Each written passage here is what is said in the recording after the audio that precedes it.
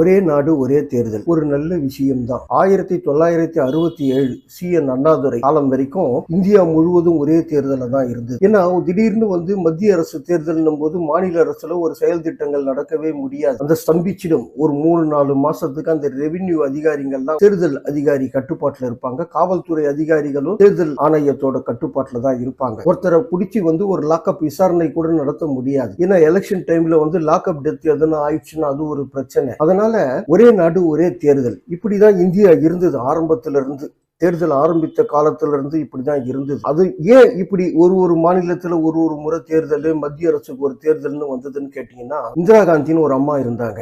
அவங்க உடனே அவங்க இஷ்டத்துக்கு ஒரு மாநில ஆட்சிகளை கலைக்கிறது, உடனே ஒரு சட்டம் எடுத்துன்னு வருது. ஏன் நம்ம தமிழ்நாட்டிலே எடுத்துங்க, 89, 91 திடீர்னு சம்பந்தமே கிடையாது அந்த ஆட்சியை கலைக்கிறதுக்கு.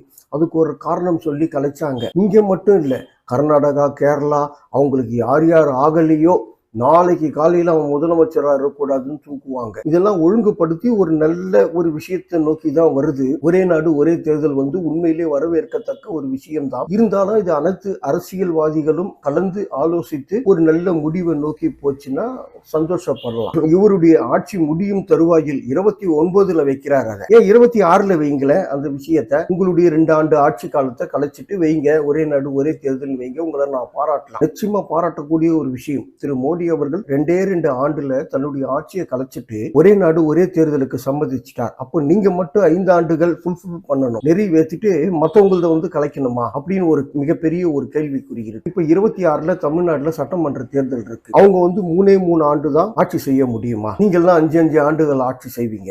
யாரோ ஒருத்தர் வரார் தமிழ்நாட்டுல 26ல வரலாம் முதலமைச்சரா. ஒரே நாடு ஒரே தேர்தல் உண்மையிலேயே இந்த இந்தியாவோட சீர்கேட்டுக்கு காரணம் இந்திரா காந்தி அம்மான்னு தான் சொல்லலாம். அவங்க தான் இஷ்டத்துக்கு ஆட்சியை கழிச்சு ஒரு மாநிலத்து விஷயத்துக்குள்ளேயும் தலையிட்டு மிசா எடுத்துட்டு அதை எடுத்துட்டு இதை எடுத்துட்டு உண்மையிலேயே காங்கிரஸ் தான் காரணம். ஒரு நல்ல விஷயம் இது. அனைத்து அரசியல் கட்சிகளும் ஒன்று சேர்ந்து 26ல கூட வைக்கலாம், தப்பு இல்லை. இவருடைய ஆட்சி மத்திய அரசும் சேர்த்து வைக்கலாம் 26ல. அது என்ன 29 ஒரு பெரிய கேள்விக்குறியா. நன்றி, வணக்கம்.